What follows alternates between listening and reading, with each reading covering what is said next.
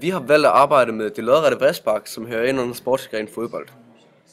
Til det lodrette bræspark bruges den firhovedede knæstrækker, Og sædemusklen, og hasemusklerne, og flyndermusklen, og den tohovede lægmuskel. Nu vil vi demonstrere det lodrette bræspark.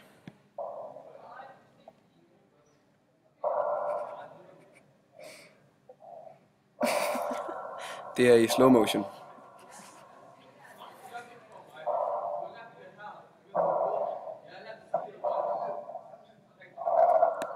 Når man lander på skridtet inden bræsparket, bruger man den firhovedede knæstrækker i en excentrisk bevægelse. Herudover bliver sædemusklen brugt koncentrisk. På venstre ben. Højrebenet, der ligger op til sparket, bruger hasemusklen i en koncentrisk bevægelse for at løfte underbenet. For at strække højre fod, bruger du den tohovede lægmuskel og flyndermusklen i en koncentrisk bevægelse. Til selve sparket bruges højrebenets firhovedede knæstrækker i en koncentrisk bevægelse til at føre underbenet frem og ramme bolden. Her ses sparket i normal hastighed.